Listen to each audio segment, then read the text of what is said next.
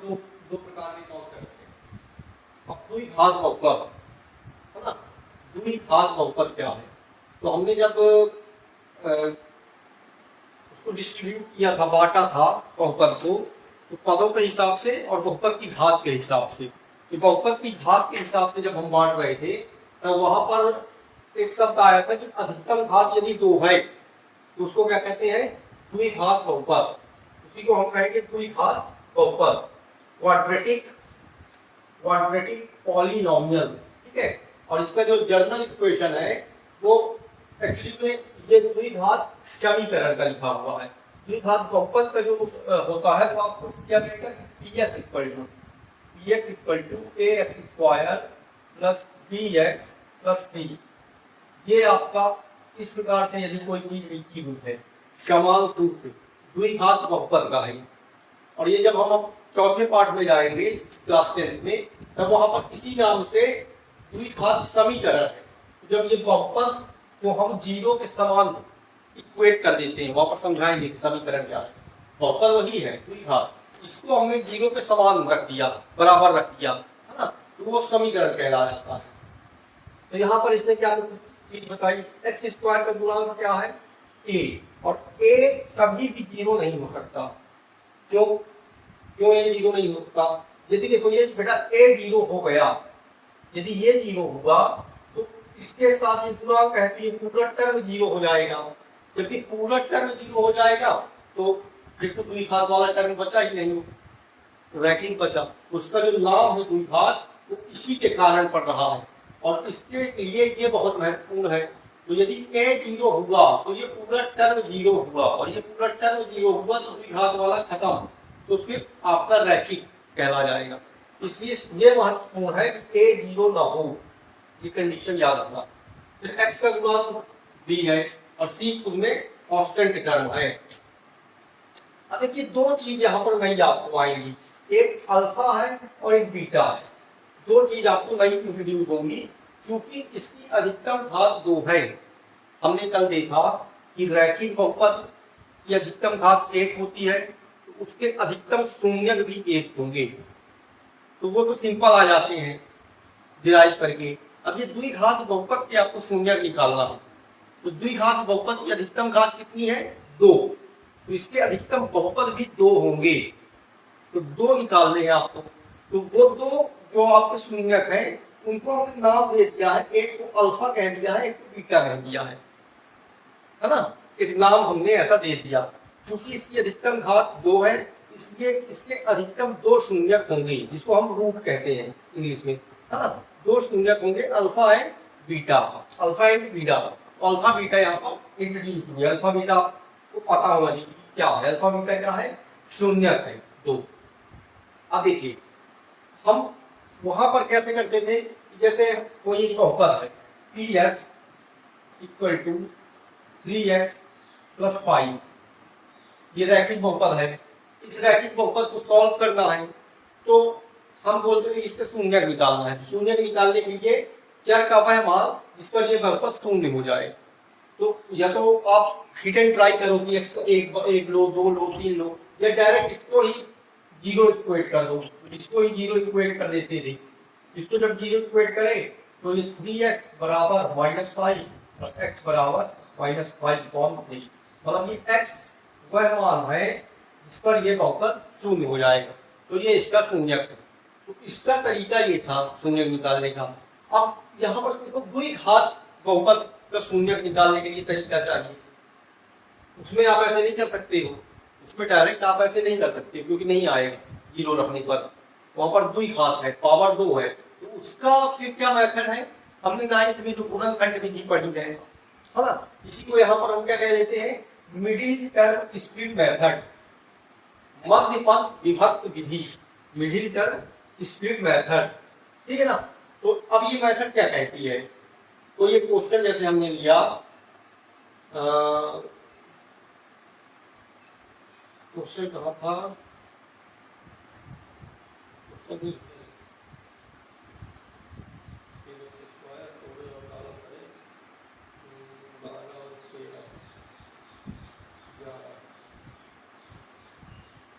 कोई एक समान क्वेश्चन हम लेते हैं,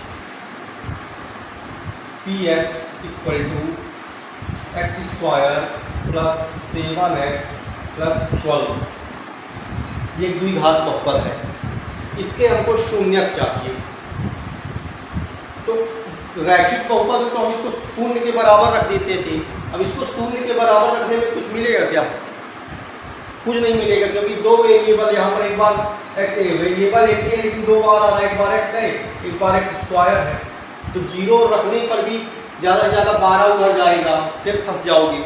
तो इसको कैसे तोड़ेंगे और यहाँ से कैसे शून्य निकालेंगे? या तो वही तुक्का मेथड है कि बार बार एक रखो, एक में नहीं आएगा, फिर दो रखो, दो में नहीं आएगा, तो वो तुक्का मेथड कब तक काम करेगी?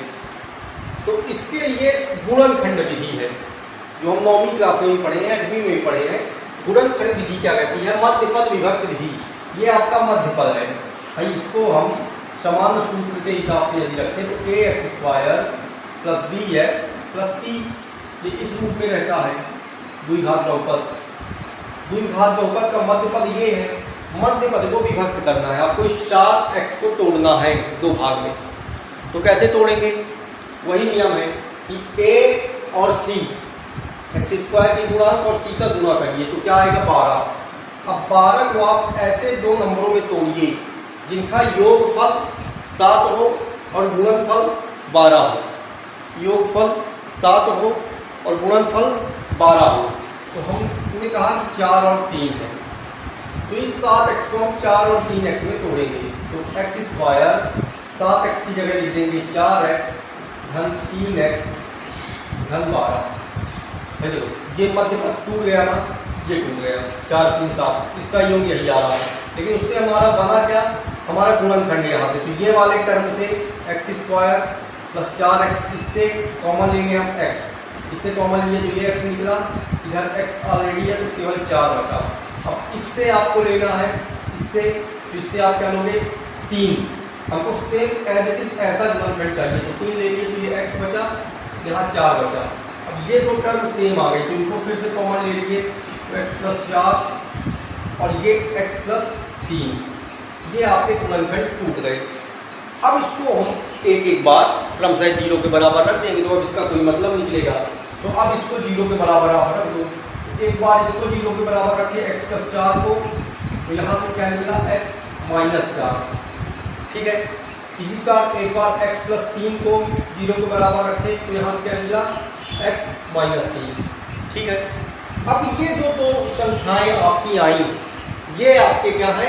ये आपके बेटा शून्यक है, ये आपको शून्यक निकल आए। तो मैंने कहा था कि द्विघात बहुपद की अधिकतम घात 2 है, तो इसके शून्यक कितने होंगे? 2। ये दो शून्यक आ गए, इनमें से एक को आप नाम दे दो अल्फा, एक को आप नाम दे दो बीटा, ठीक है। अब आप इन वैल्यू को यहाँ पर रख के सेटिस्फाई भी कर लो कि क्या सही है। शून्यक का अर्थ क्या है? शून्यक वह मान है, चर का वह मान, x का वह मान जिस पर यह बहुपद शून्य हो जाना चाहिए। तो एक मैं करता हूँ, एक आप करना, मैं करता हूँ -4 का, तो x की जगह -4 रखेंगे, तो इस वाले में हम रखते हैं तो px, तो px है, x की जगह क्या बेटा? -4, तो जहाँ जहाँ x है वहाँ वहाँ -4 आएगा। पहले ही x है तो इसकी जगह -4 आया, फिर प्लस 7x फिर से है तो फिर से -4 और प्लस 12। अब इसको हल करो तो ये -4 होगा 16, ये 7 चौक 28 माइनस का हो जाएगा और ये 12। अब देखो ये 16 और ये 12 जुड़ेगा तो ये होगा 28, तो ये 28 माइनस का, तो ये आएगा 0। तो यही तो बोला गया था कि चर का वह मान जिस पर यह बहुपद शून्य हो जाए वो उसका शून्यक है। इसी प्रकार तुम इसको भी चेक कर लो, इस पद पे, इस मान पे भी वह बहुपद शून्य हो जाएगा। तो ये द्विघात बहुपद के इस प्रकार से हम शून्यक निकालेंगे और ये शून्यक क्या नाम देंगे? अल्फा और बीटा। समझ में आया? चलिए, तो एक अल्फा है, एक बीटा, ऐसा आप इसको भी बीटा कह सकते हो, इसको अल्फा कह सकते हो। तो ऐसे कोई वो नहीं है कि आप इसी को अल्फा करो, कोई मतलब दो है तो एक को अल्फा नाम दे दिए, एक को बीटा, दो नाम दे देते हैं यहाँ पर। नेक्स्ट स्लाइड में देखते हैं क्या है। अब देखिए, अब जो यहाँ पर रूल है, जो यहाँ पर रूल है, हमको क्या है, जो सेकंड कॉन्सेप्ट है हमारा, वो हमारा कॉन्सेप्ट है शून्यकों और गुणांकों के बीच में हमको संबंध बताना है। शून्यकों और गुणांकों के बीच में संबंध बताना है। तो शून्य क्या है, अल्फा और बीटा। गुणांक क्या है, एक्स स्क्वायर का गुणांक ए, बी एक्स में एक्स का गुणांक बी और सी खुद अचर है। तो शून्यकों और गुणांकों के बीच में एक संबंध, रिलेशनशिप हमको मेंटेन करनी है। तो देखिए यहाँ पर जो अल्फा प्लस बीटा है, शून्यकों का योगफल, शून्य क्या है, अल्फा और बीटा, इनका जब योगफल किए तो ये हमको माइनस बी अपॉन ए देगा, माइनस बी अपॉन ए देगा। इसी प्रकार शून्यकों का गुणनफल अल्फा इंटू बीटा, ये हमको क्या देगा, सी अपॉन ए देगा। ये फॉर्मूला है कि जब भी शून्य का योगफल होगा तो वो हमको माइनस बी अपॉन ए के बराबर होगा। यहाँ पर माइनस बी क्या है, माइनस बी क्या है भाई, गुणांक है ना, ये गुणांक नहीं है, ये पी एक्स है, A X square plus B X plus C.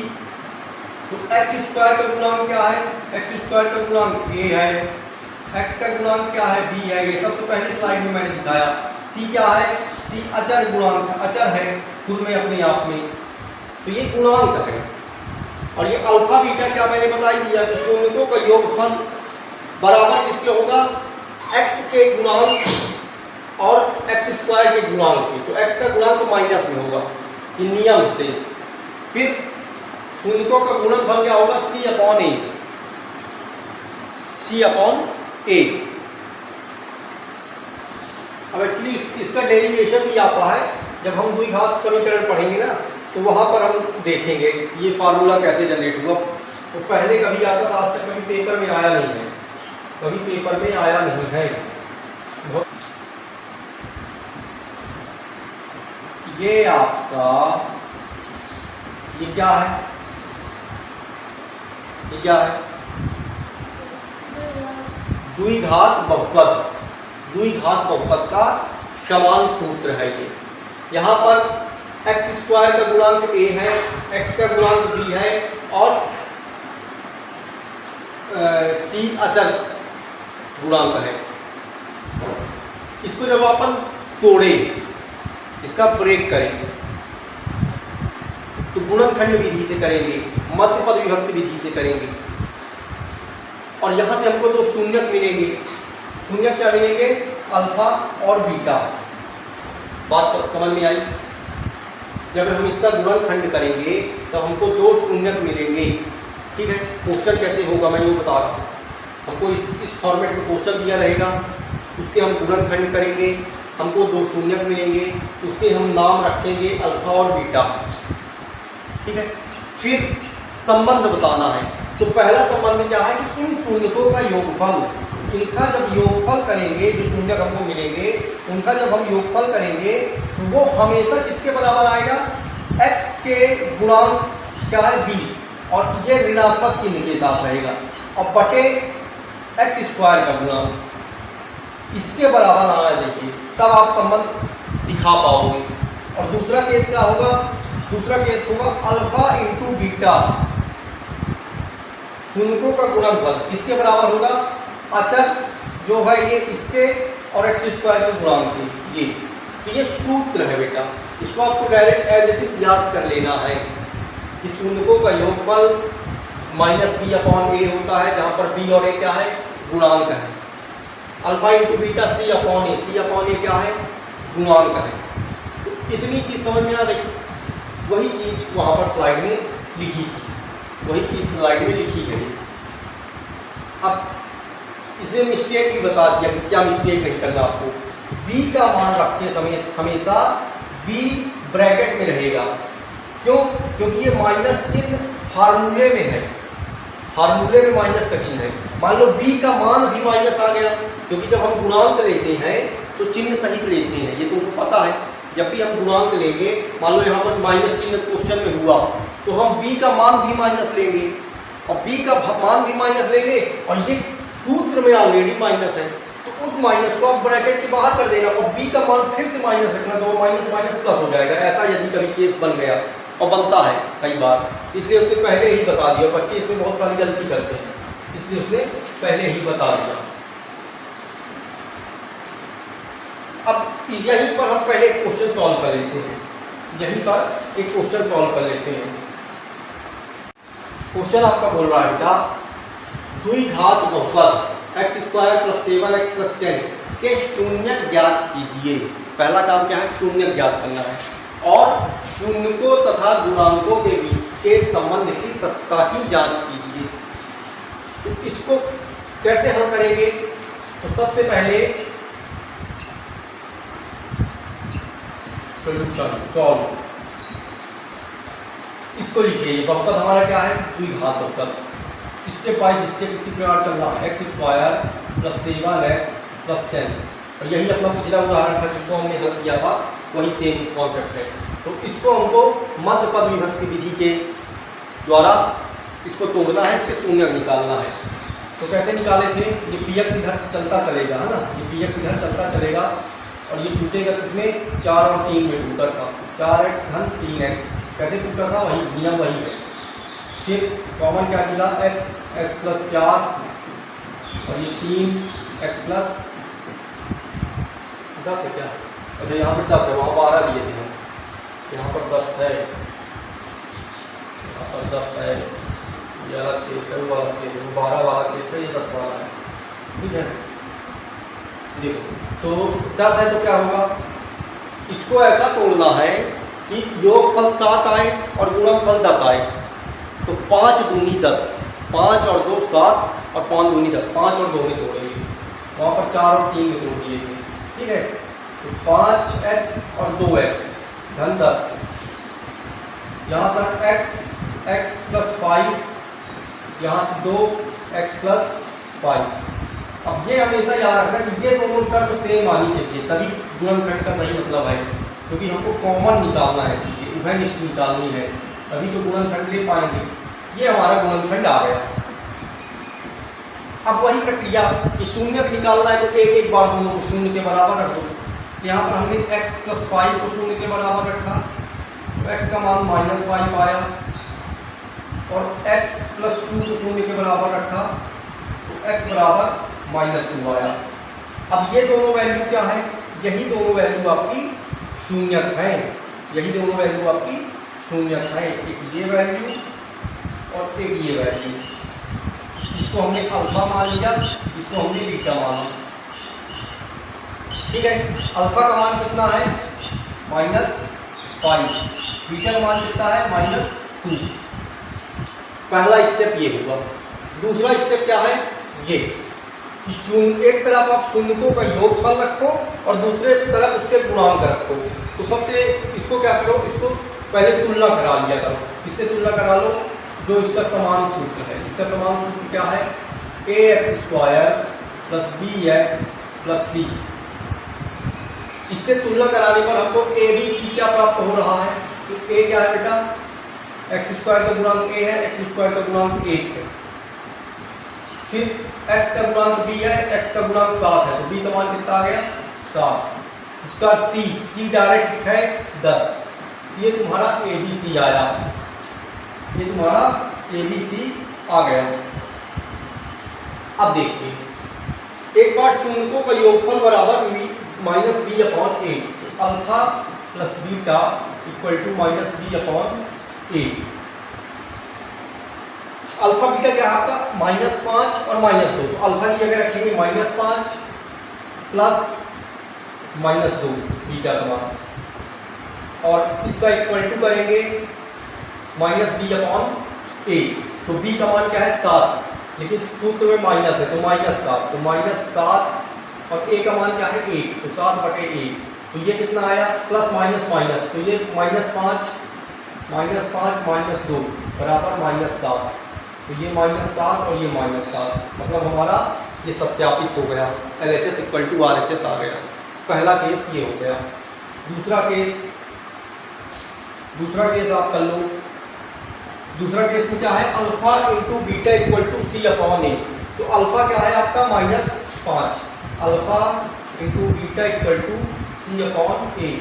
Alpha क्या है आपका -5 इंटू बीटा क्या है आपका -2 इक्वल टू सी क्या है आपका 10 और ए क्या है आपका 1।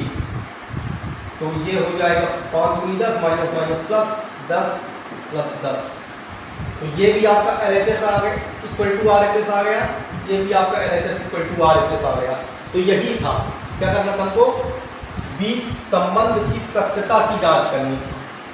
तो अंतिम में हम लिख देंगे कि संबंध सत्य है, और इस प्रकार स्टेप मार्किंग से आपको 2 या 3 नंबर जितने का भी आएगा पूरे में पूरे मिलेंगे। ठीक है, इस प्रकार का वेरी इंपॉर्टेंट क्वेश्चन बार बार आता है, बार बार। ठीक है, एक ये क्वेश्चन है और इसी टाइप में एक क्वेश्चन आपका प्रश्नावली में दिया है। तो ये क्वेश्चन मैं बता देता हूँ, प्रश्नावली वाला आप करना। तो देखिए सेम है, कुछ हमको परेशान होने वाली बात नहीं है। बहुपद दिया है, द्विघात बहुपद है। द्विघात बहुपद है तो हम क्या लिखेंगे कि px equal to X square minus 3। और हम ये जानते हैं कि द्विघात बहुपद का जो समान सूत्र है वो क्या है, px equal to ax square plus bx plus c। अब यहाँ पर संबंध देखो, तो x स्क्वायर का गुणांक क्या है a, और यहाँ पर x स्क्वायर का गुणांक क्या है a। तो a का मान क्या आ गया 1। इसी प्रकार b, अब x का गुणांक b है। यहाँ पर कहीं आपको x दिख रहा है क्या, यहाँ पर कहीं x दिख रहा है, x नहीं है। तो जब x नहीं है तो x का गुणांक 0 होगा। तो यहाँ पर हम क्या कहेंगे कि b का मान क्या हो गया बेटा 0। और c क्या दिख रहा है आपको, अचर। ये अचर बहुपद जो है, लेकिन चिन्ह सहित लेना है। तो चिन्ह क्या है इसका -3। ABC का मान आपका निकल गया। ठीक है, पहला काम तो हमारा ये हो गया। दूसरा काम क्या है, हमको शून्यक निकालने हैं इसके। तो शून्यक निकालने के लिए फिर वही तरीका कि px बराबर एक्स स्क्वायर माइनस 3। अब इसके शून्यक निकालना है तो या तो आप इसको bx के रूप में रखो, या फिर इसको 2 तरीके से हम इसके शून्यक निकाले जा सकते हैं। कैसे, ऐसे करिए आप कि ये x है, x का होल स्क्वायर है, और ये इसको 3 को हम √3 लिख देते हैं, √3 का होल स्क्वायर। तो यदि इसको हल करेंगे तो एक्स स्क्वायर मिलेगा, और √3 का स्क्वायर हल करेंगे तो 3 मिलेगा। तो कोई प्रॉब्लम है क्या, कोई प्रॉब्लम नहीं है। इससे हमको मिला क्या, ये हम a square minus B square के रूप में इसको लिख लिए, a square minus B square के रूप में लिख लिए। जब a square minus B square के रूप में लिख लिए तो a square minus B square का फार्मूला क्या होता है, एक बार a प्लस बी, एक बार a प्लस बी, और एक बार a माइनस बी। तो ये इसके गुणनखंड टूट गए। जब इसके गुणनखंड ये टूट गए तो अब इसको एक बार शून्य के बराबर रख दो। तो एक बार x √3 को 0 के बराबर रखे तो क्या मिला, माइनस का √3, और एक बार x माइनस √3 को 0 के बराबर रखे तो क्या मिला, प्लस का √3। तो आपके 2 शून्य यहाँ से आपको मिल गए। 2 शून्य का आपसे क्या मिले, एक शून्य ये मिल गया और एक शून्य ये मिल गया।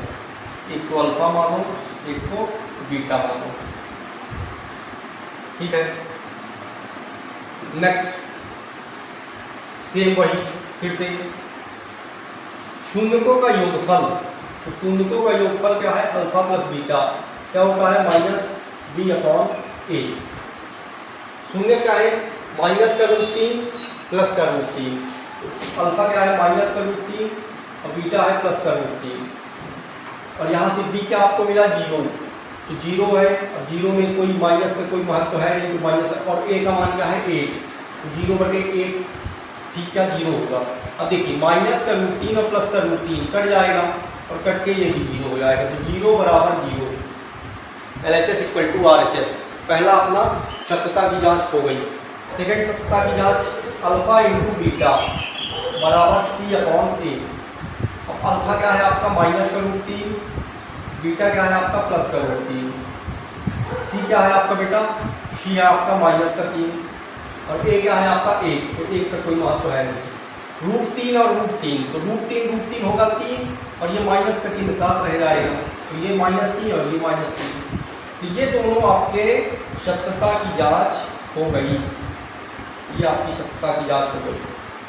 LHS = RHS, LHS = RHS, मतलब शून्यकों तथा गुणांकों के बीच सत्यता की संबंध सत्य है, शून्यकों तथा गुणांकों के बीच संबंध सत्य है। लास्ट में ये लिखना है, क्या लिखना है लास्ट में, शून्यकों बहुपद, अंतिम में ये जरूर लिखना, बहुपद के शून्यकों तथा गुणांकों के बीच संबंध सत्य है, सत्य है, संबंध सत्य है। क्यों? क्योंकि हमने जांच कर लिया है। ये है आपका